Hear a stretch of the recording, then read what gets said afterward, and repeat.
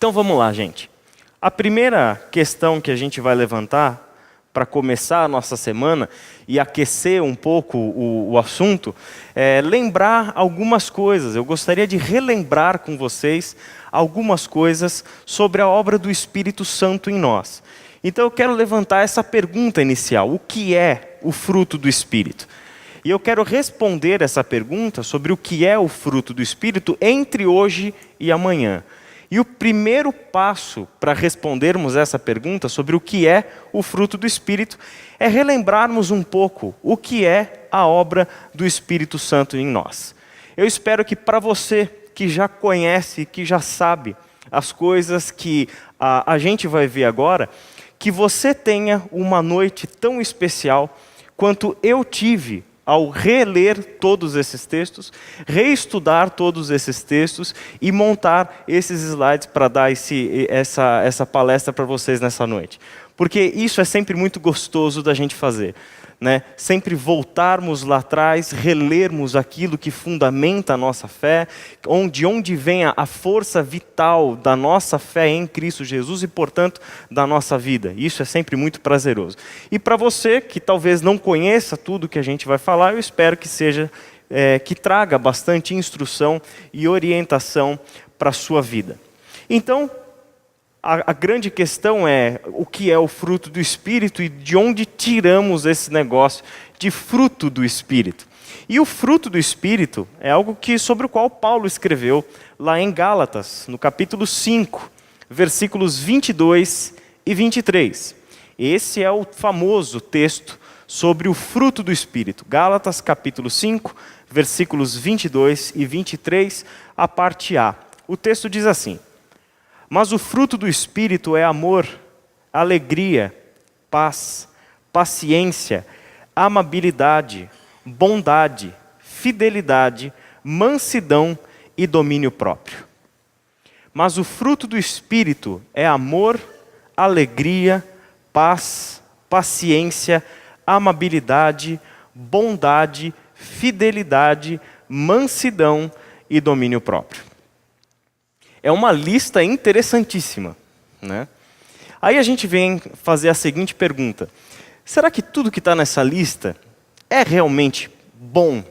É o tipo de vida que eu quero para mim? É só você se fazer a seguinte pergunta: você gostaria de estar na companhia de uma pessoa onde o que rege a vida dela é amor, alegria, paz, paciência, amabilidade, bondade, fidelidade, mansidão e domínio próprio? Seria gostoso conviver com uma pessoa assim? Seja um amigo, seja o cônjuge, seja o filho, seja o pai, seja o pastor. Cadê o André? André, você precisa levar a sério essa lista, viu? Eu estou convivendo com você, mas ele nem está aqui. Ó. Ou seja, é gostoso demais a gente pensar todas essas características de caráter e de personalidade agindo, sendo vividas de fato, sendo colocadas assim para fora cotidianamente pela pessoa que está do nosso lado, pessoas que estão ao nosso convívio. Significa que sim, é uma lista sensacional de um tipo de vida e de um tipo de pessoa que todos nós gostaríamos de ter próxima de nós. E a razão é muito simples, porque essa lista é uma verdadeira descrição do caráter e da personalidade do próprio Cristo Jesus. A própria pessoa de Cristo Jesus tem o seu caráter e a sua personalidade perfeitamente descrita nessa lista de Paulo sobre o fruto do Espírito. Só que antes de a gente analisar o significado de cada uma dessas palavras, porque é tentador a gente já partir para isso, né? Definindo as palavras, etc. e tal, para saber o que cada uma delas significa. Só que antes da gente fazer isso, a gente precisa dar alguns passos para trás e olhar o quadro de uma forma mais ampla. Porque esse texto não é o único texto que Paulo escreveu, obviamente, sobre a obra do Espírito Santo. Ele escreveu e nos ensinou sobre diversas outras coisas relacionadas à pessoa do Espírito Santo. E a gente, além de falar para Paulo, a gente dá para mais alguns passos para trás e enxerga o Novo Testamento inteiro. E ao olharmos para o Novo Testamento inteiro, a gente vai descobrir diversas outras lições sobre o que é a obra do Espírito Santo em nós, cujo resultado, cujo efeito na vida, o efeito prático, é exatamente o fruto do Espírito. Então, antes de olharmos para o específico, o efeito prático, eu gostaria de olhar com vocês tudo aquilo que Deus fez antes disso, para que chegássemos ao fruto do Espírito, para que chegássemos a essa lista. Tudo o que Ele fez e o porquê fez, e porquê teve que fazer, para chegarmos a essa descrição tão linda de uma vida humana definida em seu caráter e em sua personalidade por esse fruto do Espírito. Então, uma definição abrangente do fruto do Espírito, eu gostaria de propor nos seguintes termos. O fruto do Espírito é a metáfora utilizada pelo apóstolo Paulo para descrever os efeitos da vinda do Espírito Santo de Deus a nós, especialmente no que diz respeito à transformação do nosso caráter e personalidade à semelhança de Cristo Jesus. Certo? Então essa seria uma proposta de definição abrangente sobre o que é o fruto do Espírito. Uma coisa que a gente precisa saber é o seguinte: tudo aquilo que Cristo Jesus fez por nós, Ele fez com um propósito. E a Bíblia, como um todo, quer nos indicar esse caminho, de que a nossa vida, como toda boa história, tem um propósito. Nenhuma história é contada sem uma finalidade. Ela tem um propósito, ela tem um lugar para onde ela vai. Tem aquela conclusão que o bom narrador nos deixa na grande expectativa para sabermos aonde aquela história vai dar. Qual é a conclusão daquela coisa toda? De todas aquelas tramas, de todos aqueles altos e baixos, enfim, a gente quer saber o propósito disso. E a vida humana, conforme a Bíblia nos descreve, na sua relação com o Deus que veio para dentro da nossa história e mexe com a nossa história a partir da nossa realidade, essa Escritura quer nos mostrar que a nossa vida tem um propósito. Que Deus tem um projeto de vida para cada um de nós.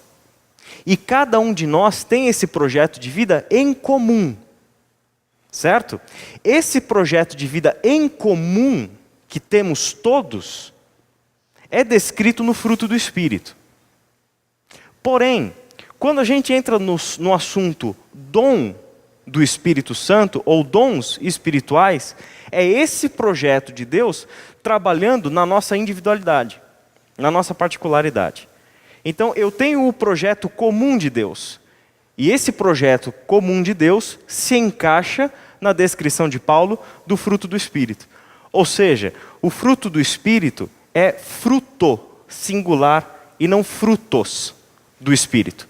Não são coisas desmembradas e separadas. Eu não posso, portanto, olhar para a lista e dizer, Deus me deu daquela lista lá, Deus me deu, na verdade, alegria, fidelidade e mansidão. O resto Ele não me deu. Eu não posso fazer isso, porque isso não existe. Com os dons espirituais eu posso. Não é isso?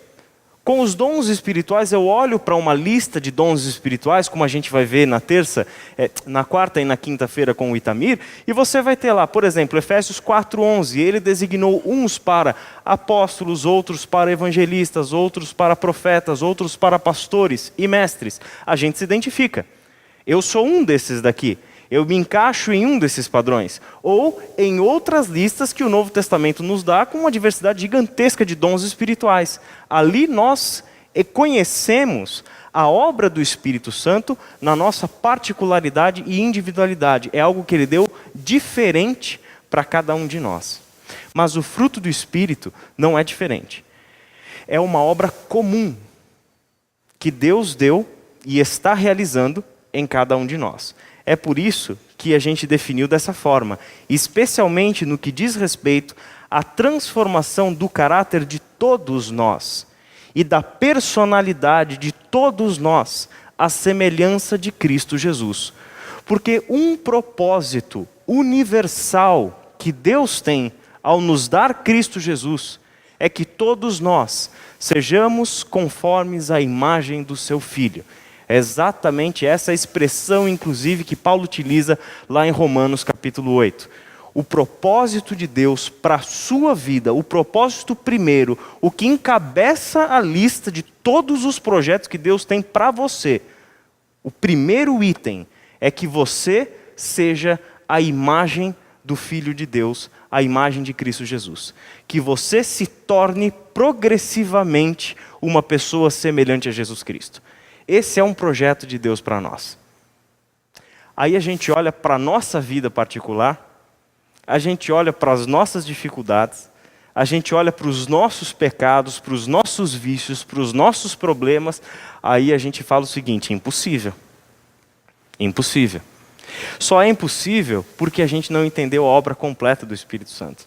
Só é impossível porque a gente não pode olhar para a lista do fruto do Espírito como uma lei, como algo que eu preciso desenvolver. Eu já entendi que eu não posso pegar daquela lista, me identificar com daquelas todas as palavras, somente 2 ou 3. Não, é a totalidade, é um conjunto todo, é o fruto de uma árvore só. Portanto, é um fruto só. Agora, eu também não posso olhar para aquela lista toda e dizer: hoje eu vou seguir a lei do amor, hoje eu vou seguir a lei da amabilidade, da fidelidade, da paciência e etc. Aí a gente fala: não, hoje Deus vai falar comigo de uma maneira especial e hoje eu vou desenvolver definitivamente a paciência. Aí você sai de casa e você toma a primeira flechada na garagem da sua casa. Aí você já xinga e etc, aí já não deu certo, porque a paciência não funcionou.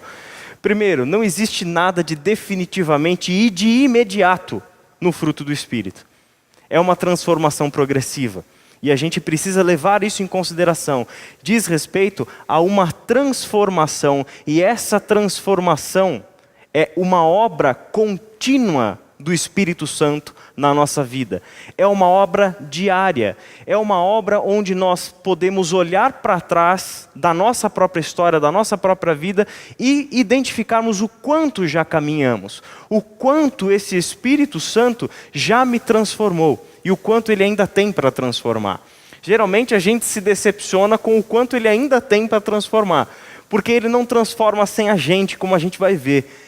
Ele não faz essa transformação sem que você trabalhe junto com ele, sem que você dê passos junto com ele.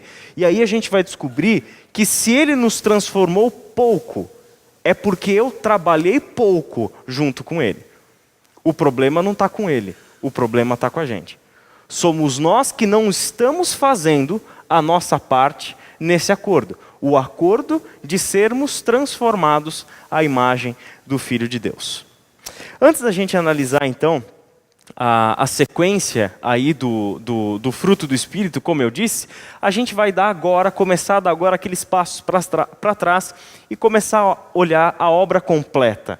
O que significa recebermos o Espírito Santo de Deus? O que significa termos o Espírito Santo de Deus em nós? Qual é o significado dessa vinda do Espírito Santo de Deus até a nossa vida?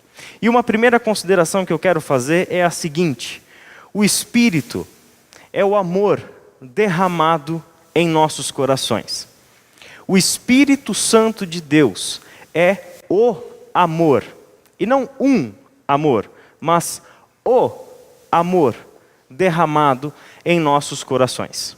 O texto que eu penso ao fazer essa afirmação é o texto de Romanos, capítulo 5, versículo 5. Onde o apóstolo Paulo escreveu o seguinte: e a esperança não nos decepciona, porque Deus derramou seu amor em nossos corações, por meio do Espírito Santo que Ele nos concedeu. Porque Deus derramou o seu amor em nossos corações, por meio de quem? Por meio do Espírito Santo que Ele, Deus, nos concedeu. Uma primeira, então, importante observação sobre a vinda do Espírito Santo a nós é que essa vinda do Espírito Santo a nós é um derramar do amor do próprio Deus em nós. É o amor do próprio Deus que foi derramado em nossos corações. Essa é uma primeira e fundamental observação que a gente precisa fazer sobre a vinda do Espírito Santo a nós. Por quê? Porque se Deus precisou derramar o amor dele a nós, por meio do Espírito Santo que ele nos concedeu, significa que na nossa antiga vida, dominada pelo pecado, nós tínhamos qualquer outra coisa, menos uma experiência real e perfeita de amor. Todos os nossos relacionamentos, tudo aquilo aonde a gente consegue encaixar a palavra amor, é uma distorção daquilo que de fato Deus intentou ao nos dar o amor. Não preciso nem lembrar para vocês que a palavra de Deus define Deus como amor. Deus é amor. E aquele que é amor nos fez a sua imagem conforme a sua semelhança. O que isso significa? Significa que se amor é essência, é natureza do próprio ser de Deus, isso é importante.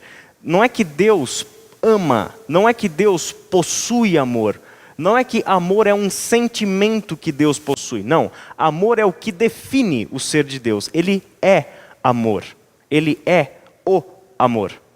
Ele nos fez a sua imagem conforme a sua semelhança. Nós compartilhamos, portanto, algo que é do próprio ser de Deus. E isso inclui amor. Só que o que aconteceu para que um dia fosse necessário ele derramar o seu amor novamente sobre os nossos corações por meio do Espírito que ele nos concedeu? Aconteceu o que a gente conhece como pecado. E esse pecado é a distorção de todas as coisas da vida humana. O pecado é a distorção de toda a realidade planejada e trazida à existência pelo Deus Criador. Isso é o pecado. Esses são os efeitos do pecado sobre a vida humana. É uma distorção de todas as coisas. E por causa do pecado, nós não experimentamos, na nossa antiga criação, na nossa antiga natureza, no pecado, nós não sabemos o que de fato é esse amor. E tudo aquilo que a gente chama de amor, na verdade, é satisfação do meu próprio eu. É por isso que a gente sempre ouve aquela expressão entre pessoas que estão sendo aconselhadas para o casamento, por exemplo. Não se case esperando que o outro te faça feliz. Se case para fazer o outro feliz. Por que a gente diz isso? Porque essa é a natureza em Deus do amor. Eu não busco para mim, eu busco para o outro. Só que a natureza humana quer exatamente o contrário. Eu não quero nada para o outro. O nosso natural, o nosso humano no pecado é buscar para si. O amor, portanto, é um mecanismo de satisfação do meu interesse pessoal. Nós criamos e mantemos relacionamentos por interesse. Nós casamos e mantemos casamentos por interesse ou conveniência. Nós criamos amizades com pessoas porque temos algo a querer dessa outra pessoa, a desfrutar da amizade dessa pessoa. Criamos amizades por interesse. Nos relacionamos com Deus por interesse. É só você ver o discurso de algumas igrejas que se dizem cristãs por aí. O discurso é o que Deus tem para oferecer para você e que vale a pena você frequentar aquela igreja. Vale a pena você fazer aquele sacrifício ou dar aquele dízimo. Por quê? Porque Deus é quem tem alguma coisa para fazer para você. E essas igrejas lotam. Por quê? Porque elas atendem uma necessidade básica e natural de toda a humanidade no pecado. Eu mantenho o relacionamento com alguém porque esse alguém tem algo para me oferecer.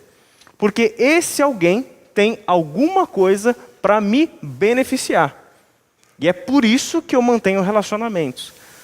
Os nossos, portanto, conceitos de amor em todo e qualquer tipo de relacionamento, onde a gente consiga encaixar a palavra amor, é na verdade uma distorção daquilo que Deus chama de amor.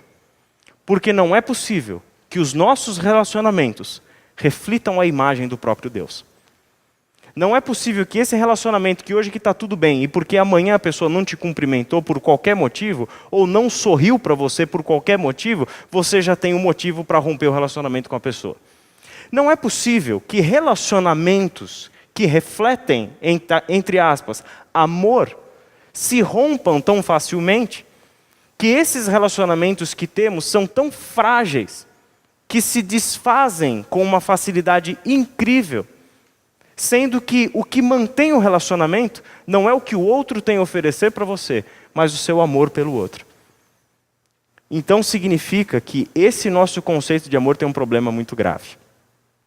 E é justamente porque esse nosso conceito de amor tem um problema muito grave, que a primeira observação que a gente faz sobre a obra do Espírito Santo em nós é que, por meio do seu Espírito, Deus, o Criador, derramou sobre nós amor que vem dele próprio.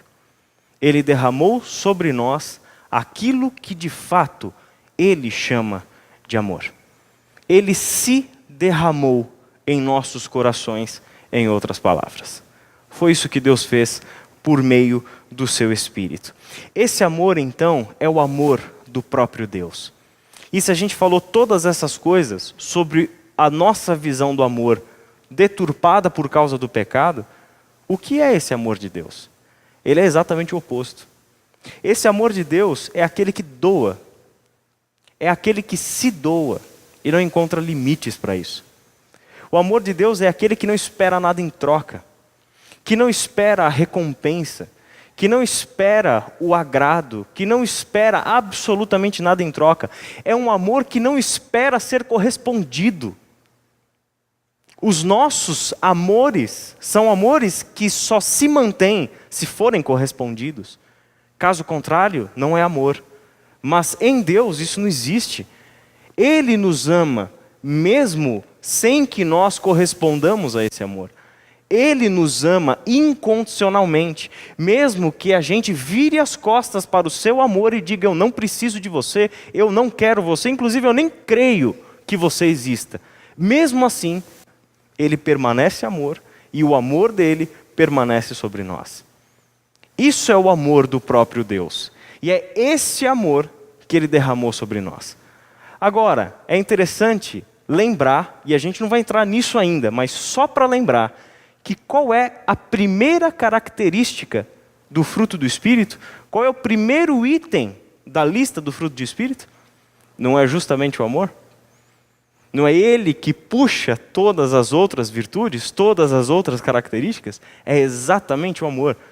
É por isso que Deus derramou sobre nós, sobre o nosso coração, o seu amor, por meio do Espírito que ele nos concedeu. Esse amor é um amor que flui de Deus e ele só leva a vida. É esse amor que ele derramou sobre o seu coração. É um amor que flui de dentro de você para levar vida, sempre vida, e nada além ou a menos do que vida. Esse é o único amor que pode existir dentro de nós.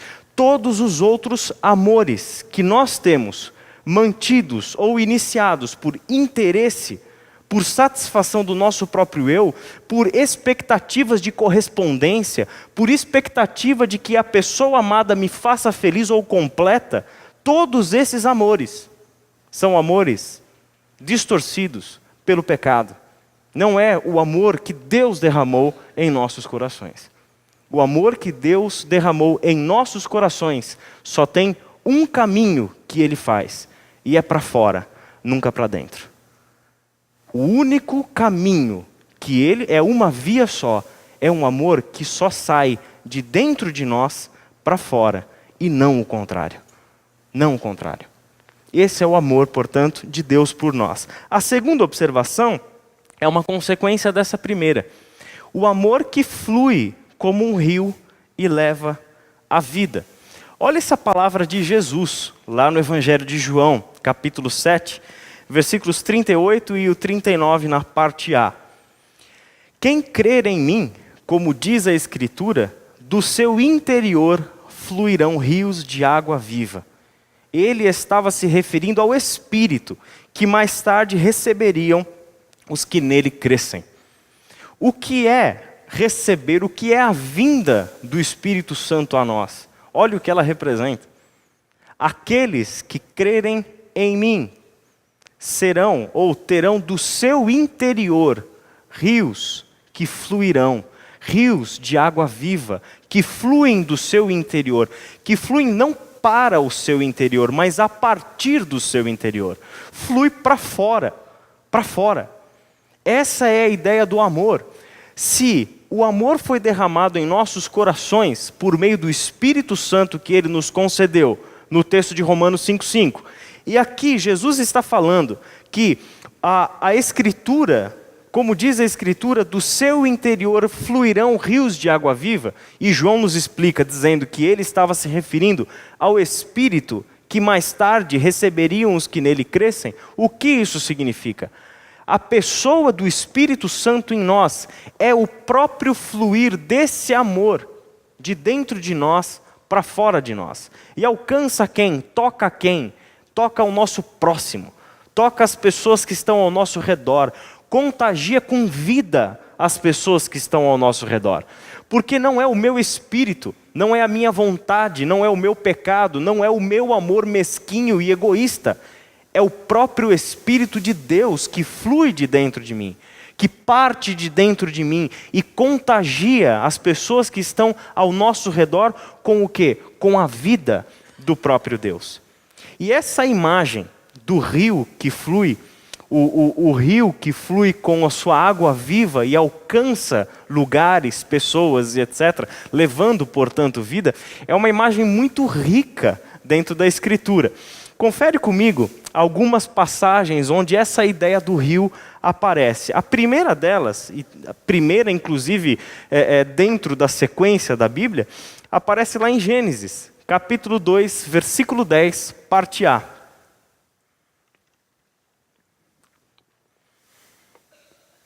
Que diz: no Éden nascia um rio que irrigava o jardim. No Éden nascia um rio que irrigava o jardim. Poeticamente, é claro, a narrativa de Gênesis está dizendo o seguinte para nós, que sobre o Éden, ou seja, acerca do Éden, ali, justamente no Éden, o jardim perfeito, a casa criada por Deus para o ser humano, o próprio coração de Deus, portanto, como o Éden, daquele lugar nascia um rio que irrigava o jardim. O que isso significa?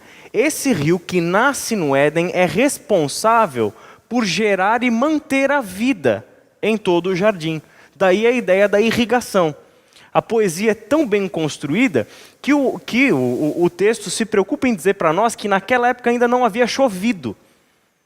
Toda a vida no jardim, a biosfera e etc. e tal, é mantida pelo quê? Pela água desse rio que nutre o jardim, que irriga o jardim e que leva, portanto, a vida por todo o jardim. E aí a sequência desse texto, a parte B em diante, vai dizer que esse rio que nasce no Éden e irriga todo o jardim, se divide em 4 rios e leva a água para toda a terra. Alcança toda a terra. O rio nasce aonde? Nasce no Éden. E o Éden é uma representação do próprio coração desse Deus. É ali que nasce a água viva, o rio que pode carregar a vida, nutrir a vida, manter a vida e assim por diante.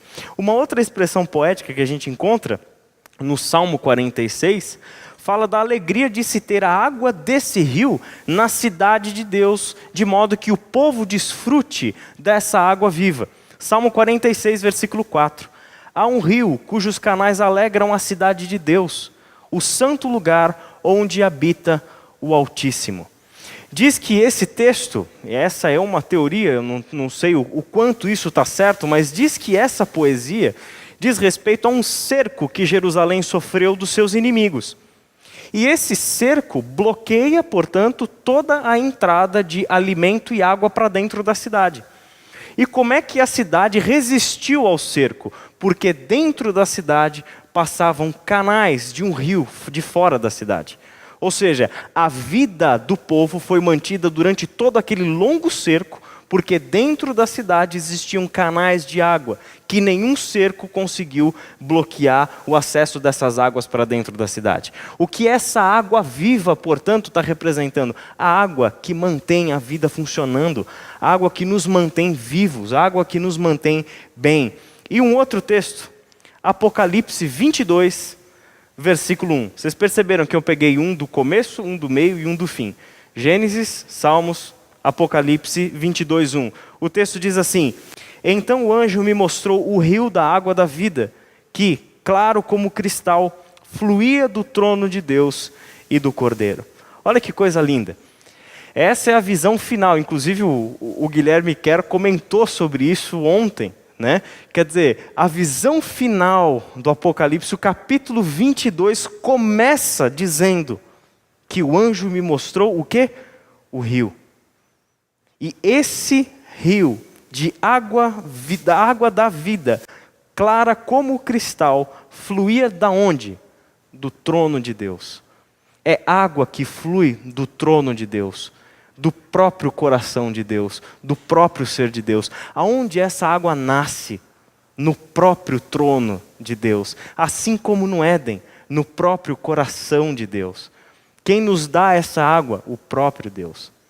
Agora, relê comigo o que Jesus disse. Quem crer em mim, como diz a Escritura, do seu interior fluirão rios de água viva. Quer dizer, tudo aquilo que a Escritura vem contando para nós do Gênesis ao Apocalipse, que é um rio de água viva que flui do coração de Deus, do trono de Deus, agora de onde está partindo essa água? Aonde é a nascente dessa água? O seu próprio interior. Naqueles em quem Ele colocou o seu Espírito. Nós, portanto, somos essas pessoas que têm no seu interior rios de água viva que fluem. E fluem para onde? E fluem para quê? Fluem para fora, para alimentar, para nutrir, para dar vida, para gerar vida, para manter a vida. Esse é o amor, portanto, que significa aí Deus ter derramado sobre os nossos corações. Nós vivemos para nutrir a vida, para gerar vida, para levar vida por onde quer que a gente passe. Pensar que o povo de Israel agradecia a Deus por causa que há um rio cujos canais irrigam a cidade. Pensar que você pode ser esse rio que leva vida para uma pessoa que sofre.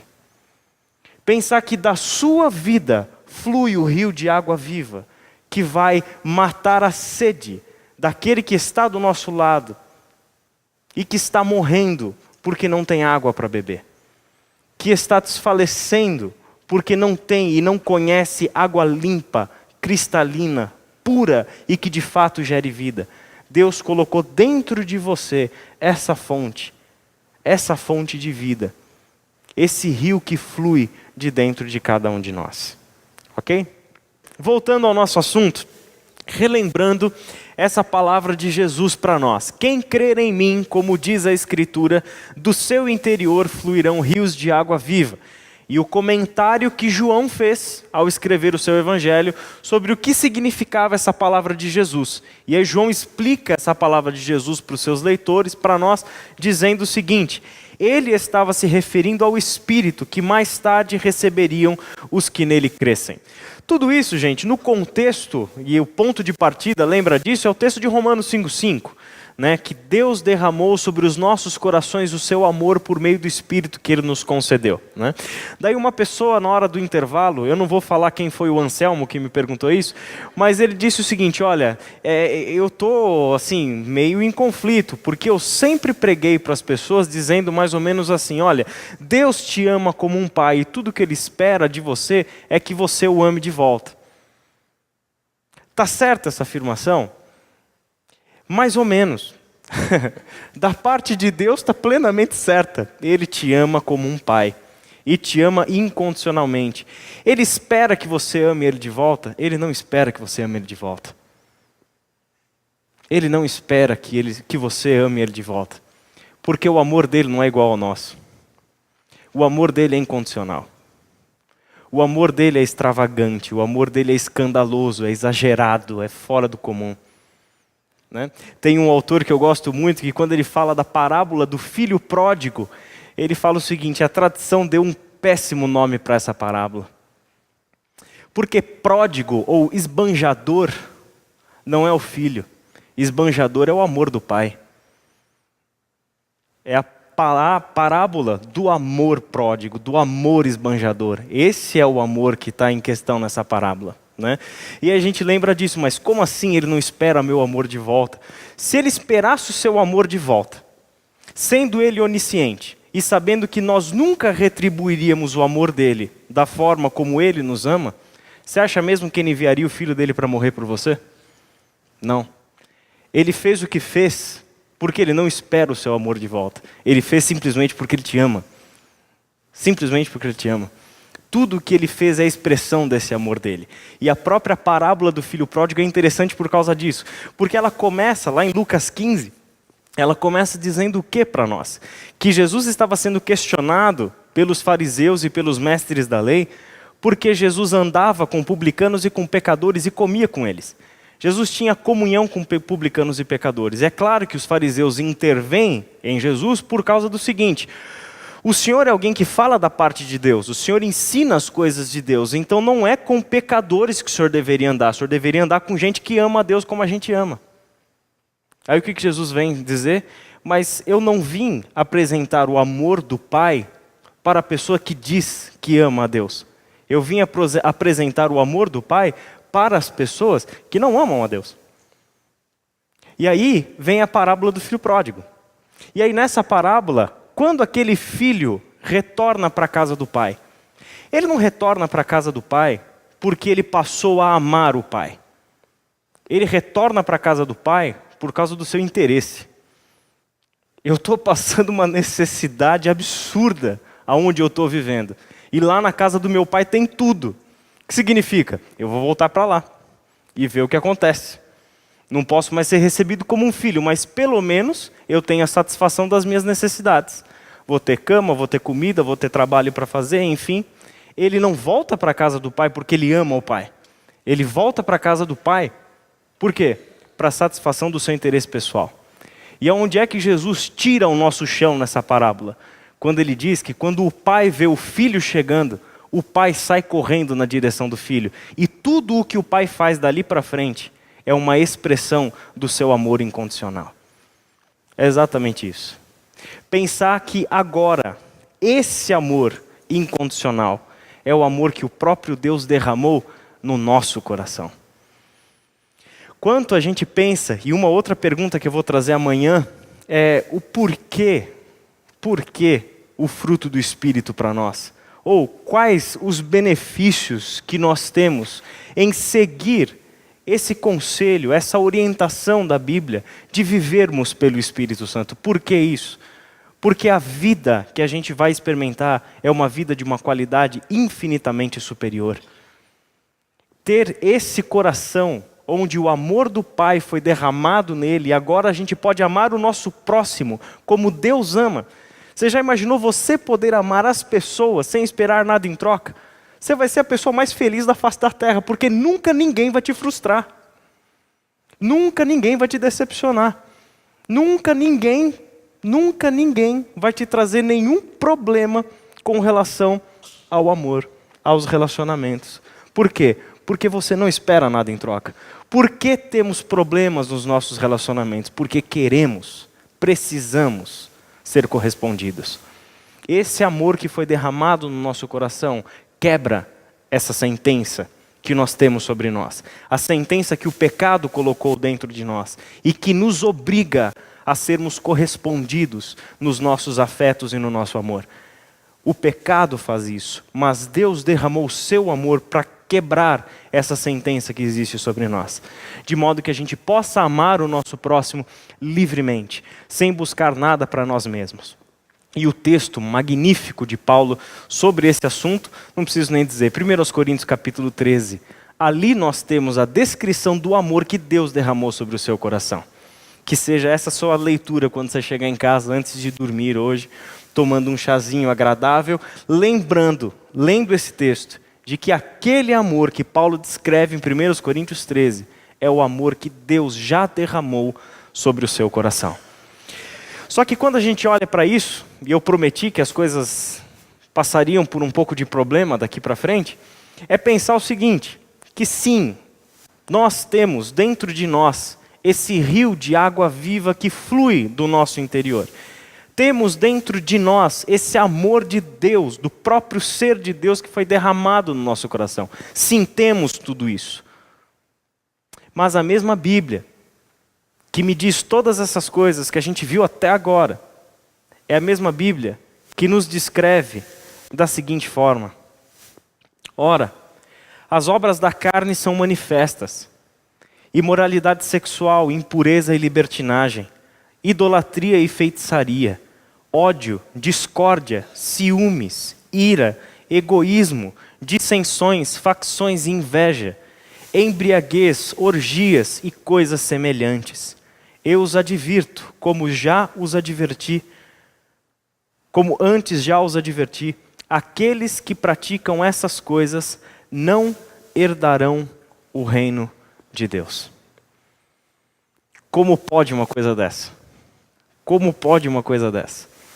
O mesmo ser que tem dentro de si, derramado no seu coração o amor do próprio Deus, o mesmo ser que tem dentro de si o rio de água viva que flui de dentro de si, que é o rio de água viva do próprio Deus, o rio de água viva do Éden e o rio de água viva do trono de Deus do Apocalipse 22, dentro de mim, para fluir e levar vida para o mundo, é o mesmo ser que tem dentro de si o seu maior inimigo.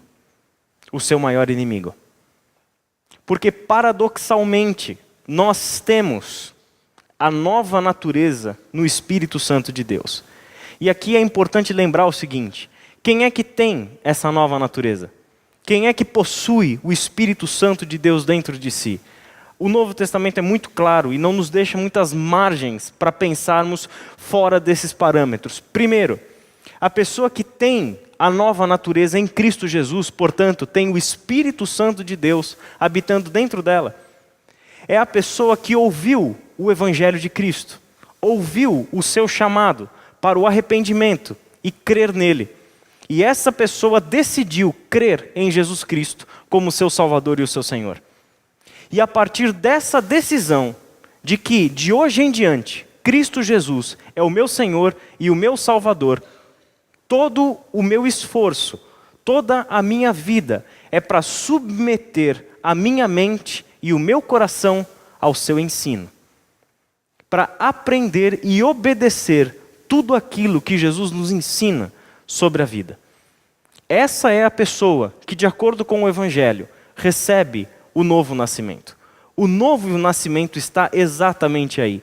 Agora eu já não pertenço mais a mim mesmo. Agora eu me entreguei a Cristo Jesus. O que isso significa?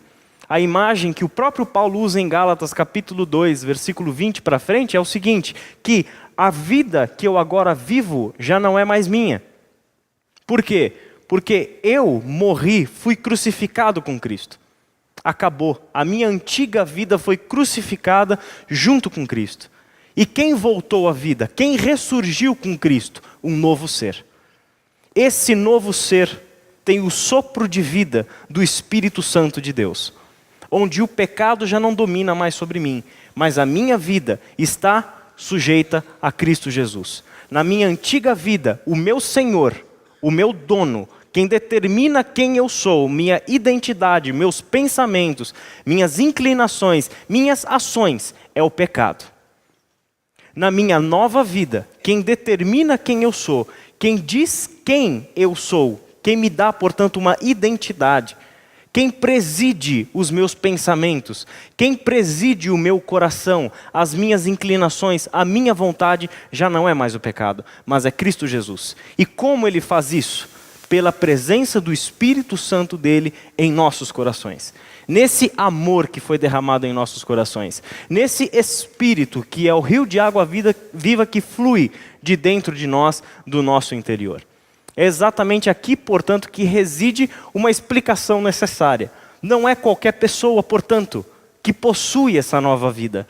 Não é qualquer pessoa que pode misturar religiões, credos, ações, pensamentos, ideias e achar que possui o Espírito. Essa bênção é dada para quem reconhece Jesus Cristo como Senhor e como Salvador. E toma a decisão de todos os meus dias de hoje em diante, eu vou me submeter a Cristo. Essa pessoa é a pessoa que tem o próprio Espírito Santo de Deus. E a possibilidade de aprender a viver como Cristo Jesus já é prova da presença do Espírito Santo em nós. O nosso desejo, por mais conflituoso que seja, por mais difícil que seja para nós deixarmos de lado algumas coisas que Paulo descreve aqui como obras da nossa carne. E gente, sejamos sinceros, nós nos enxergamos mais nesse texto do que no fruto do Espírito. Nós nos vemos mais nessa descrição do que na descrição do fruto do Espírito. Por isso que é conflituoso. O meu desejo é ter em mim aquelas virtudes do fruto do Espírito. Aquele é o meu desejo. Esse desejo e o meu esforço já são prova de que o Espírito Santo de Deus habita em mim. Agora eu me coloco então nesse processo em que eu vivo esse conflito. Eu vivo esse conflito. Se a gente falou que o processo de santificação, ou seja, do desenvolvimento do fruto do Espírito em nós, que todas aquelas características que compõem o fruto do Espírito estão sendo desenvolvidas progressivamente. Não é por um passe de mágica, não é porque o pastor fez uma oração abençoada e poderosa sobre você, não é porque você teve a vontade de naquele dia se tornar a pessoa mais paciente da face da terra e não conseguiu e se frustrou, não é dessa forma que funciona. O fruto do Espírito é o conjunto, é a obra toda, é o fruto de uma mesma e única árvore, que é o próprio Espírito, essa árvore que nasceu de novo dentro de você, e ela quer dar esse fruto. Só que isso vai acontecer em um processo, num processo de transformação. Onde, nesse processo da minha caminhada com Cristo, o que está acontecendo? Eu estou deixando de lado essas características de quem não herdará o reino de Deus. Características que é própria das obras da carne, portanto, da minha natureza no pecado. Eu estou deixando essas características e estou vendo nascer em mim aquilo que é o fruto do Espírito. Esse é o processo que vai acontecendo. Só que esse processo não acontece sem dor. Não acontece sem perda. Não acontece sem morte. Sem morte. A vida com Cristo, portanto, é o ter que vivenciar mortes constantes. Morte da minha natureza, morte das minhas inclinações, morte dos meus desejos. É isso que o Novo Testamento fala sobre mortificar a nossa carne. Andar com Cristo é experimentar várias mortes. É aquilo que até hoje eu achei que era certo e normal, mas a partir do meu encontro com Cristo, e esse Espírito que agora está dentro de mim, aquilo já me incomoda. E eu sei que eu preciso abandonar aquilo. Mas abandonar aquilo é difícil. Por quê? Porque eu tenho prazer naquilo. Aquilo me faz bem, é agradável, eu gosto daquilo. Abandonar não é fácil, mas eu sei que eu preciso. Por isso que essa luta, esse conflito é o que define a nossa realidade como cristãos e cristãs. Se formos de fato sinceros e sinceras enquanto cristãos e cristãs. É por isso que Paulo nos fala sobre carne e espírito em conflito. E a imagem que Paulo traz de conflito, portanto, é de guerra, é de briga, é de luta, não é de algo agradável. Não é de um ceder pacificamente, não é de rendição, mas é de conflito, é de luta, é de guerra. Olha o que ele fala lá em Gálatas 5, 16 e 17. Pois a carne deseja o que é contrário ao Espírito, e o espírito o que é contrário à carne. Eles estão em conflito um com o outro, de modo que vocês não fazem o que desejam. Olha que conflito. Eu desejar uma coisa e fazer outra. Esse é um conflito. Por um lado, eu desejo satisfazer a minha vontade na carne. E a gente já vai ver o que essa carne significa. Por um lado, eu quero satisfazer a minha vontade na carne. Mas eu não tenho força. Porque, por um lado, eu tenho o espírito que me leva a querer o contrário. E aí eu já tenho conflito. Por um lado, eu quero fazer a vontade do espírito. Mas, por um outro lado, eu quero satisfazer o desejo da minha carne. E eu entro nesse constante conflito entre o que eu quero e o que eu faço. E não é à toa que tantos de nós nos frustramos na caminhada cristã. Esses dias um aluno meu, um aluno que eu tenho acompanhado muito de perto, tem sido um discípulo no sentido mais específico da palavra, como o Novo Testamento apresenta para nós. E esse aluno me procurou, e de tantas e tantas conversas que a gente já teve sobre orientação com relação aos estudos, a ministério, a vida pessoal, enfim, de tantas e tantas coisas, esse dia eu percebi que ele estava no limite, no limite. E aí ele chegou para mim, e ele abriu o jogo, e ele falou de um vício que ele tem. E aí ele falou, eu não aguento mais conviver com esse vício. E falou isso, você percebe a pessoa pesada falando sobre isso. A culpa pesando sobre ele. Eu não aguento mais lidar com esse vício que eu tenho. Aí eu falo, cara, é ótimo ouvir você falando isso. Porque se você quisesse manter esse vício aí, você não falaria isso para mim. Você não falaria isso para ninguém. Você manteria isso oculto. Se você quisesse manter isso aí dentro. Só que o fato de você querer viver livre disso, mostra o poder do Espírito Santo de Deus atuando em você. Essa é uma primeira coisa que você precisa saber. Ele quer te transformar. E você está aceitando o caminho da transformação. E aí, uma das coisas que ele me disse, que me fez pensar, foi o seguinte. Eu estou estudando teologia. Eu leio a Bíblia o tempo todo, eu leio livros sobre a Bíblia o tempo todo, eu leio sobre espiritualidade, eu leio todas essas coisas, e de repente eu me vejo fazendo as coisas que eu faço, ou seja, alimentando o meu vício, e aí ele falou, eu já nem sei mais o porquê que eu estou lendo todas essas coisas, eu me sinto um hipócrita, eu me sinto um lixo de ser humano, porque por um lado eu quero seguir a Deus, eu quero estudar essas coisas, quero que a Bíblia transforme a minha vida e determine quem eu sou, mas por um outro lado, olha o que de fato eu faço. Olha o que no oculto eu faço. E aí eu me sinto dessa forma. Eu falei, esse conflito já estava previsto por Deus. Esse conflito é a nossa realidade. Deus nunca pensou de forma diferente. Ele preveu esse conflito de modo que o próprio Novo Testamento nos fala constantemente desse conflito, dessa crise existencial que a gente vai sentir. Eu tenho duas opções. Uma, permitir que a culpa me derrube e eu desista do conflito. Segundo, eu posso decidir confiar no Espírito e apostar tudo o que eu tenho na graça de Deus. Se eu apostar tudo o que eu tenho na graça de Deus, eu tenho forças para lutar contra o meu pecado. Mas somente se eu apostar tudo na graça de Deus. Se eu deixar qualquer coisa na culpa, eu caio. Eu vou me arrebentar. Mas se eu confiar na graça de Deus, então eu encontro forças para lutar contra aquilo que me joga para baixo. Para lutar contra os meus vícios, contra tudo aquilo que existe de podre dentro de mim. E Paulo encara essa realidade. Você acha que ele escreve um negócio desse? Pois a carne deseja o que é contrário ao espírito, e o espírito que é contrário à carne. Você acha que ele está escrevendo um negócio desse porque ele leu num livro de teologia? Você acha que ele está escrevendo um negócio porque ele participou de uma semana teológica e o palestrante falou disso?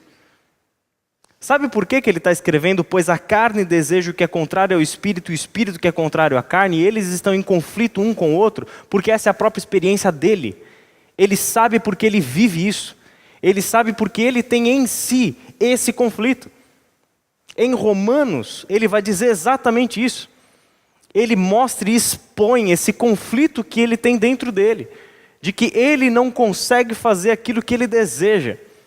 E ele se vê sempre preso dentro desse conflito. Mas como é que ele conclui? Mas eu confio, eu aposto as minhas fichas na graça de Deus, que sempre me transforma, que no final das contas vai triunfar.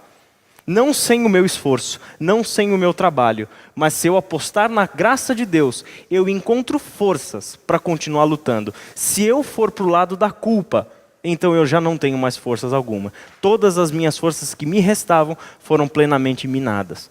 Mas se eu for para o lado da graça, eu encontro, porque é na graça que o Espírito Santo de Deus está, e é pela graça que o Espírito Santo de Deus age em cada um de nós. Quando a gente lê a palavra carne no texto de Paulo, pode parecer meio estranho, né? É uma terminologia que a gente não usa no nosso dia a dia, né? Eu não sei quando você vai no açougue, mas quando você lê isso constantemente no Novo Testamento, essa expressão, o que será que Paulo está querendo dizer com carne, né? Alguns sentidos da palavra carne nos textos de Paulo. Em primeiro lugar, Paulo usa o termo carne de uma forma literal, carne como corpo físico mesmo. Carne como corpo humano, lugar de doenças, lugar de aflições físicas. É, por exemplo, assim que ele descreve lá o espinho na carne. O que é o espinho? Literalmente uma farpa na carne. É algo que lhe causa dor física. É algo que está presente no seu corpo.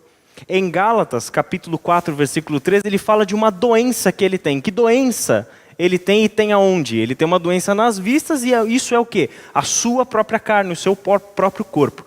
Então, o primeiro sentido é corpo como corpo físico mesmo, carne no sentido literal. Um segundo sentido é carne também pode significar descendência ou semelhante, algo que é semelhante, alguém que é semelhante a.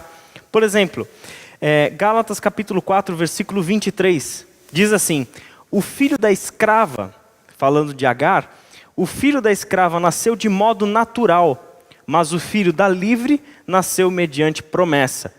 Nasceu de modo natural, literalmente no texto nasceu segundo a carne. Algumas traduções mais antigas, por exemplo, a Revista e Atualizada, ainda mantém em maior quantidade de textos a expressão grega que aparece mesmo, que é carne. NVI e outras versões, a NVI é que a gente costuma usar aqui de púlpito, né? A NVI ela tenta já explicar o significado para nós e facilita o processo. Então, quando a gente lê isso, né, o filho da escrava nasceu de modo natural, isso ele está falando, nasceu segundo a carne. Esse é o texto original. Daí a questão da descendência. Ou até mesmo a questão da semelhança, semelhante a Davi, né? Segundo a carne, ou seja, a ideia de uma descendência, de alguém que vem de uma linhagem.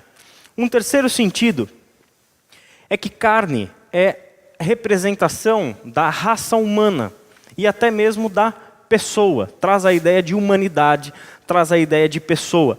É o caso de Gálatas capítulo 1, versículo 16.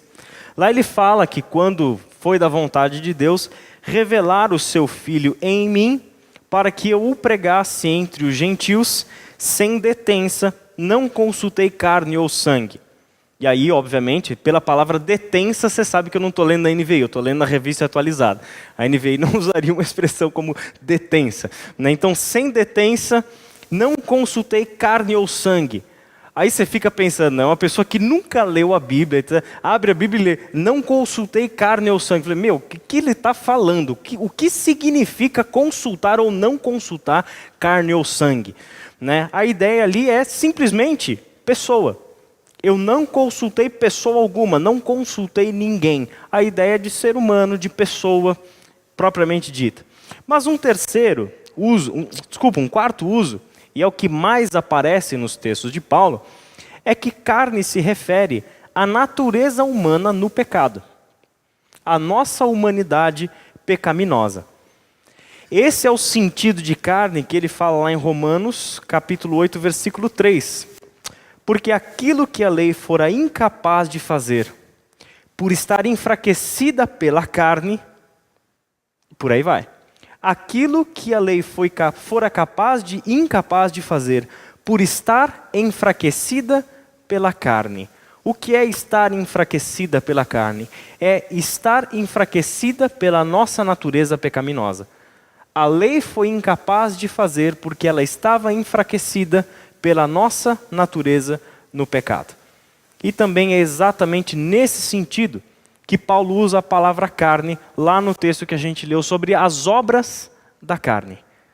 Então, por que isso é importante? Porque uma visão, às vezes, bem por cima do texto, quando a gente vê carne e espírito, pode parecer uma oposição entre espiritual e material, né? A carne como o mundo material, o mundo físico, e o mundo espiritual como o mundo invisível e superior. Isso foi muito comum por causa que os primeiros cristãos da história da igreja interpretaram esses textos todos a partir da filosofia de Platão. E a filosofia de Platão e o mundo dos gregos no tempo do Novo Testamento e depois do Novo Testamento era um mundo que dividia a realidade entre o mundo aqui de baixo e o mundo físico e material e o mundo espiritual e o mundo invisível. Então era como se fosse um conflito do mundo material, e quando ele fala de mundo material e físico, ele está falando da carne como corpo físico mesmo, e não de natureza pecaminosa, mas de carne mesmo, de corpo físico. Daí que o corpo é prisão da alma, por exemplo. Quer dizer, a alma é superior e melhor, e ela está aprisionada em um corpo fraco e limitado. Então essa que era a ideia que vinha lá. Eles interpretaram muitas vezes esses textos todos de Paulo com essa perspectiva. Batiam lá os olhos no texto, via carne, via espírito, e já associavam uma coisa a outra. Mas na verdade não tem nada a ver com isso. Quando Paulo fala sobre obras da carne e fruto do espírito, o contraste que ele está fazendo não é com o mundo aqui de cima e o mundo lá de baixo, mas é com quem eu fui e quem eu sou, antes e depois de Cristo. É isso que ele está querendo dizer. A nossa humanidade pecaminosa, portanto, é antes de Cristo. E a nossa nova humanidade é depois de Cristo. É simples assim. Significa que, se eu estou exatamente aqui no centro, para trás de mim, eu tenho a minha velha natureza. E para minha frente, do meu presente para frente, o que eu tenho? A minha nova natureza em Cristo Jesus. O meu alvo, olhando para trás, é Adão. E o meu alvo, olhando para frente, é Cristo Jesus. Uma me puxa para trás, para que eu volte à minha natureza lá em Adão. E a outra me puxa para frente, para que eu desenvolva a minha nova natureza em Cristo Jesus. É dessa forma, portanto, que Paulo faz a separação do que é carne e do que é espírito. E aqui a gente depara com um outro paradoxo. Esse paradoxo, ou seja, um primeiro é o que temos duas naturezas, uma natureza pecaminosa e uma natureza no espírito, uma nova natureza feita em Cristo Jesus. Esse é o primeiro. E o segundo paradoxo? O segundo paradoxo a gente vê em dois textos de Paulo, por exemplo, que é Colossenses capítulo 3, 9 e 10 e Efésios 4, 22 a 24. Por um lado, o texto vai dizer o seguinte para nós: não mintam uns aos outros, visto que vocês já se despiram do velho homem com suas práticas e se revestiram do novo, o qual está sendo renovado em conhecimento à imagem do seu Criador. Por um lado, o que ele diz? Vocês já se despiram do velho homem. O que significa velho homem? Velha natureza, natureza na carne, natureza no pecado. Essa que é a ideia de Paulo. Então, velho homem ou velha humanidade. A palavra homem não tem nada a ver com gênero, tem a ver com humanidade. Então, a ideia de que nós já nos despimos da nossa velha natureza, da nossa velha humanidade. Só que por um outro lado, olha o que Paulo nos fala em outra carta. Quanto à antiga maneira de viver, vocês já foram ensinados a despir-se do velho homem, que se corrompe por desejos enganosos, a serem renovados no modo de pensar e a revestir-se do novo homem, criado para ser semelhante a Deus, em justiça e em santidade provenientes da verdade. Por um lado, eu já me despi do velho homem. Por um outro lado, eu estou aprendendo a me despir do velho homem e me revestir do novo homem ou da nova natureza. Como é que isso funciona? Parece paradoxal. Se por um lado eu já me despi, ou seja, parece que a ação já está completa, já aconteceu. Mas por um outro lado, eu sou convidado, e isso Paulo não faz um convite assim, tipo, se você quiser. Não, é um imperativo. Se você já se despiu do velho homem, então está na hora de você se despir de fato do velho homem. É mais ou menos assim. É difícil porque é paradoxal, mas eu acho que se a gente explicar dessa forma, fica mais fácil a gente entender. Essa nova natureza, ou a nossa nova humanidade, tem dois sentidos. Em primeiro lugar, nós temos uma nova natureza, uma nova humanidade, no que diz respeito à nossa posição. A nossa posição diz respeito a quem nós já somos aos olhos de Deus, por causa do sacrifício de Jesus. É quem nós já somos. Mas ela também tem um outro lado, que é a prática. Ou seja, aquilo que precisamos fazer. Então, se por um lado eu já me despi do velho homem, o que isso significa? O sacrifício de Jesus Cristo, o sopro de vida do Espírito Santo de Deus que está em mim, já me faz uma nova criação livre do pecado. O pecado já não me domina mais. O pecado já não determina mais quem eu sou, já não define mais a minha identidade, não define mais o meu destino. O pecado já não tem mais poder nenhum sobre mim. Eu estou plenamente livre do pecado. Esse é um lado. Mas aí a gente já vê o conflito quando a gente compara essa informação com as nossas vidas particulares. Por um lado, sim, o pecado já não determina mais a minha identidade, não determina mais o meu destino, já não é mais o Senhor sobre mim. Contudo, eu continuo pecando.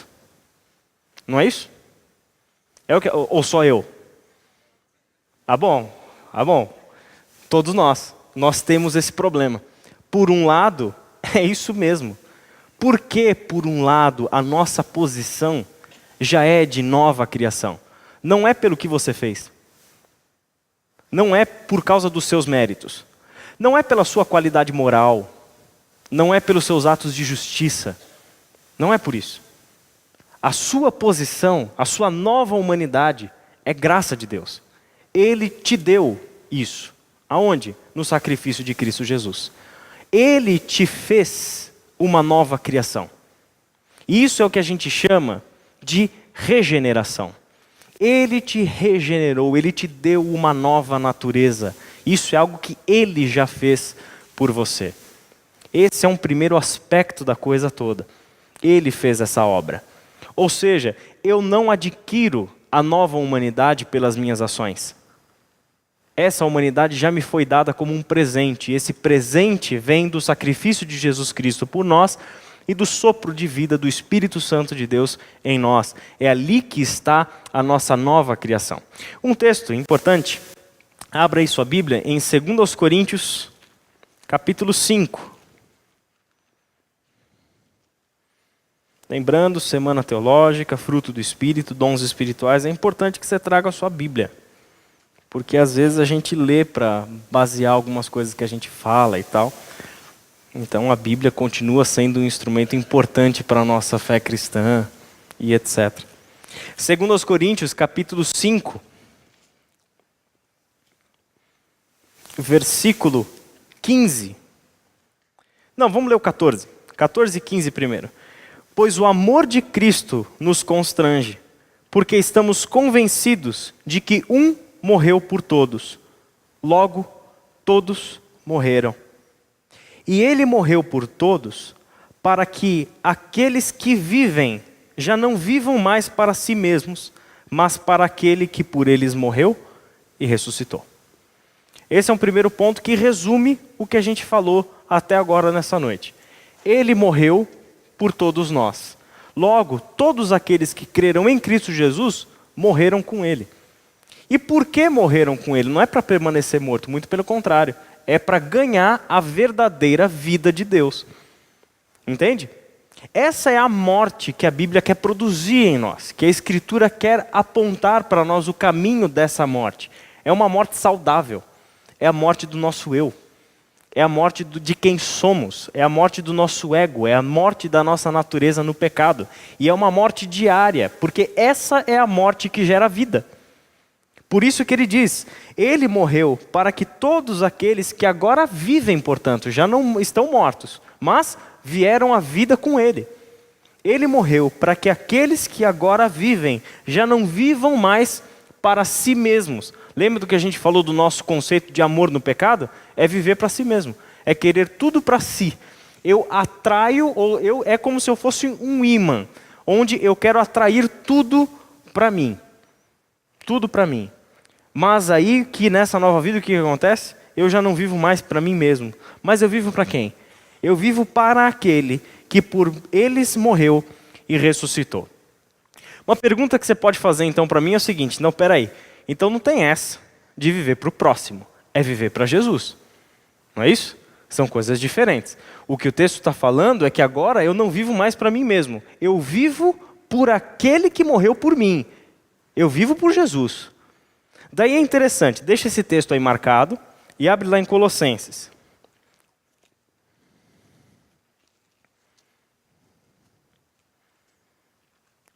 Colossenses, capítulo 3, versículo 11. Colossenses 3, 11. O texto diz assim: nessa nova vida já não há diferença entre grego e judeu, circunciso e incircunciso, bárbaro e cita, escravo e livre, mas Cristo é tudo e está em todos. Então, pergunta respondida. Cristo é tudo e está em todos. O que é servir a Cristo? É servir o próximo. O que é viver para Cristo? É viver para o próximo, porque Cristo está no próximo. Entende? Cristo está no próximo, independe de quem ele seja. Não é o próximo que você gosta. O próximo que você gosta é aquele próximo que você gosta porque você ainda está preso no amor conforme o pecado. Entendeu? Aí a gente quer amar o próximo que a gente gosta, é claro. E aí a gente seleciona quem é o nosso próximo, né? A gente fala, não, esse aqui não é meu próximo, mas de jeito nenhum. Entende? Ou seja, esse é o nosso amor de acordo com o pecado. Amar o próximo é independente de quem ele seja. É no padrão de Jesus. E no padrão de Jesus, vem a questão, quem é o próximo? O interessante é que quando Jesus é questionado pelos religiosos do seu tempo sobre quem é o próximo, ele inverte a questão na parábola que ele conta. A questão não é quem é o seu próximo. A questão é, você está sendo o próximo do necessitado? Ele inverte a questão. Você está jogando quem é o seu próximo porque você está no centro. Mas não é você que está no centro. É justamente o próximo que está no centro. É ele que importa, não é você. Por quê? Porque foi o que Jesus fez. Ele não se importou com a própria vida, ele não se importou com ele mesmo. Ele não se importou com a sua própria integridade física. Ele se preocupou com você. Se importou por você. Ele fez de você o centro. Não porque você é o centro. Ele continua sendo o centro. Mas pelo seu amor incondicional, ele sai do centro e faz o que fez por amor a você. Certo? Então volta lá para o texto de 2 Coríntios, continuando o texto. Versículo 16. De modo que de agora em diante, a ninguém mais consideramos do ponto de vista humano. Essa é uma outra expressão sobre a carne. Alguém aí deve ter a revista atualizada. Provavelmente na revista atualizada aí está escrito que ninguém mais consideramos segundo a carne. Ninguém mais consideramos do ponto de vista humano. Ainda que antes tenhamos considerado Cristo dessa forma, agora já não o consideramos assim. Portanto, se alguém está em Cristo, é nova criação. As coisas antigas já passaram, eis que surgiram coisas novas. Se alguém está em Cristo, é nova criação. As coisas antigas já ficaram para trás, eis que surgiram coisas novas. Como é que Deus te olha? Ele te olha como nova criação. Quando Ele olha para a nossa vida, Ele olha para quem nós somos em Cristo Jesus. Ele não olha mais para quem somos em Adão, no pecado. Ele olha para quem somos em Cristo Jesus. É assim que ele nos olha. Por isso que essa nova natureza, ou a nossa nova humanidade, diz respeito, em primeiro lugar, à nossa posição. Mas, simultaneamente, ela diz respeito à nossa prática. Por isso que Paulo vai sempre nos convidar a acrescentarmos a quem nós somos, ou seja, a nossa nova humanidade, ações de vida que correspondam a essa nova humanidade. Em outras palavras, se eu nasci de novo, e essa nova vida é dessa qualidade toda que a gente está vendo, então viva de acordo com essa nova vida. Que essa nova vida determine os seus novos pensamentos, os seus novos sonhos, os seus novos desejos, as suas ações. É simples assim. Se Ele nos fez nova criação, viva na nova criação. Não queira voltar para a antiga criação. Se Ele te colocou em uma nova criação, não dê passos para trás. Caminhe só para frente na direção de Cristo. Na nossa experiência pessoal, nós precisamos saber alimentar isso. Precisamos levar a sério o que Ele colocou. Volta lá em Colossenses, o texto que a gente tinha lido. Colossenses, capítulo 3. Olha o incentivo que ele faz para a gente, a partir do versículo 1. Colossenses, capítulo 3, versículo 1. Portanto, já que vocês ressuscitaram com Cristo, para aí. Olha a primeira informação que ele já nos dá. Ele já dá a nossa ressurreição como algo já ocorrido. Já é um fato, já aconteceu. Vocês já ressuscitaram com Cristo. Ou seja, vocês já estão vivendo uma nova vida. Essa já é a nova vida de vocês. Não é o que vocês estão esperando lá para frente. Essa é a nova vida de vocês. Vocês já ressuscitaram com Cristo. Mas como é que ele diz isso? Portanto, já que vocês ressuscitaram com Cristo, procurem as coisas que são do alto, onde Cristo está assentado à direita de Deus. Mantenham o pensamento nas coisas do alto e não nas coisas terrenas. Pois vocês morreram e agora a sua vida está escondida com Cristo em Deus. Qual é a dica que Paulo nos dá?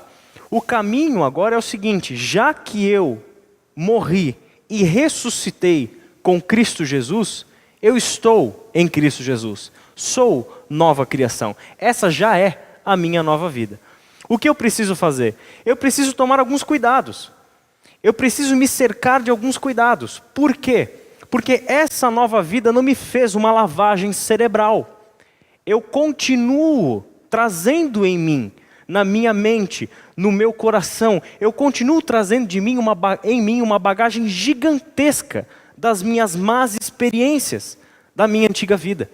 Eu trago isso comigo. Deus não tirou isso de mim. Ele me deu uma nova natureza, mas a bagagem está comigo. E é minha responsabilidade, a cada dia, jogar fora o que eu trago nessa bagagem. A linguagem que Paulo, não é a linguagem da bagagem, é a linguagem da roupa. Quem fala de bagagem é a carta aos Hebreus, interessante. Paulo fala da vestimenta. Você tem que se despir do velho homem, da velha natureza. Tire essa roupa, porque o corpo, a vida já foi recuperada. A vida já ressuscitou com Cristo, mas a roupa que te veste ainda é da sua velha natureza. O que você precisa fazer? O essencial ele já fez, que é te dar a nova vida. O que você precisa fazer? Tire a roupa velha e vista a roupa nova. Vista a roupa que é o próprio Cristo. Isso é o vestir-se de Cristo. Revestir-se de Cristo. O texto de Efésios que a gente acabou de ler lá em Efésios 4 é tão profundo que fala que nós estamos sendo feitos à imagem do próprio Deus. Essas são as vestes que Ele quer que a gente vista. Mas para eu vestir essas vestes, eu não posso colocar em cima da outra. Porque colocar isso em cima da outra é hipocrisia. O que eu preciso? Tirar primeiro a veste suja. Tirar primeiro a veste da minha antiga natureza. Para poder assim revestir a minha vida, a minha nova natureza, com a roupagem de Cristo. Em outras palavras, para a gente definir, é pensar o seguinte: a posição é aquilo que Cristo já fez, e a minha prática de vida é o que eu devo fazer. É o que eu devo fazer. O que eu preciso entender, portanto, para compreender o fruto do Espírito?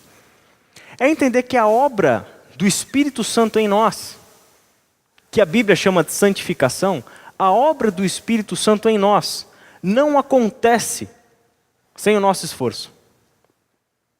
Não acontece sem o meu trabalho. Não acontece sem o meu empenho. O Espírito Santo fez uma parceria com você. E nessa dupla natureza ele conta com você. Para que juntos a gente consiga fazer tudo isso que a gente está vendo. Deixar de lado tudo aquilo que é da minha antiga natureza dominada pelo pecado. E adotar definitivamente um novo estilo de vida. Uma nova mente, um novo coração, novos sonhos, novos projetos de vida. Todos eles em Cristo Jesus. Todos eles. Essa é a nossa tarefa. Esse deve ser o nosso olhar, portanto, sobre o fruto do Espírito, dentro daquele conflito entre obras da carne e fruto do Espírito. São a nossa realidade. Infelizmente, sempre nos veremos mais dentro das obras da carne do que do fruto do Espírito. Porque a partir do momento que a gente começar a se ver mais dentro do fruto do Espírito do que nas obras da carne, significa que tem alguma coisa muito errada com a gente. A gente está fazendo uma leitura equivocada sobre nós. A gente vê isso na própria história do próprio Paulo, que no final da vida se considera o pior de todos os pecadores. Por que isso, gente? Esse processo de santificação é um processo tão impressionante, que quanto mais a gente se limpa, quanto mais branca e alva é a nossa veste, qualquer pequena mancha que aparece na roupa já é uma mancha incrivelmente grotesca, grande, pesada, que a gente não vê a hora de se livrar dela. É por isso que a gente sempre vai se enxergar mais na nossa natureza, no pecado, do que da nossa nova natureza em Cristo Jesus. Mas eu preciso continuar sempre lutando. É algo meio utópico? Sim, é algo meio utópico. Caminhar na direção de Cristo, para me tornar semelhante a Cristo, é algo meio maluco, meio utópico? É lógico que é. Porém, eu não paro de fazer isso. Eu nunca vou desistir de caminhar por esse caminho. Porque não foi um caminho que eu inventei. É um caminho que Deus fez para que eu andasse nele. Por mais conflituoso, por mais desconfortável que seja para nós, por mais confortável que seja nos tornarmos crentes religiosos que vêm no domingo para a igreja e não estão nem aí com nada. É mais confortável assim. De fato é. Você não vai ter muita crise na sua vida. Você não vai ter crise. Você não vai viver conflito nenhum. Se você não quer isso, então faça isso. Venha para a igreja no domingo, assista ao culto, cante as músicas, participa da sua vida religiosa, volta para casa e só se lembra de Deus, Jesus, Bíblia, Evangelho, etc. no próximo domingo. Faz isso. Eu garanto para você que você não vai ter conflito nenhum na sua vida. Mas se você decidir seguir a Cristo, você está travando uma batalha com você mesmo. É isso o que esse conflito de carne e espírito quer mostrar para nós. Portanto, o imperativo da santificação é para nos tornarmos aquilo que nós já somos. Para que pessoas que nasceram de novo vivam de acordo com a nova vida. Para que pessoas que são nova criação em Cristo Jesus, definitivamente vistam-se de Cristo Jesus. O imperativo da santificação é exatamente com esse propósito. Nos tornarmos quem nós já somos. Nos tornarmos quem nós já somos aos olhos de Deus. Esse é o ponto. Deus já te olha como santo. O que você precisa fazer? Acrescente santidade à sua vida. Deus já te vê como nova criação. O que Ele espera que você faça? Viva de acordo. Viva de acordo. É como se você ingressasse hoje numa faculdade, sei lá, de medicina, e você tivesse toda uma jornada longa e trabalhosa pela frente, de estudos, de provas, de residência, tudo aquilo que te espera nessa longa jornada que você tem pela frente. Aí no seu primeiro dia de aula, chega o reitor da universidade, com o diploma com seu nome, a nota máxima colocada nesse diploma, e com todas as honras da sua formação, chega e te gradua. Você está formado. Mas espera aí, como assim eu estou formado? Eu nem comecei a estudar, é o primeiro dia de aula. Ele falou, para mim, você já está pronto. Para mim, eu já te vejo com aquilo que você vai se tornar. O que eu quero que você faça daqui para frente é que você faça valer esse documento que eu te dei. Faça valer a nova vida que eu te dei. Viva de acordo com isso que eu acabei de te dar.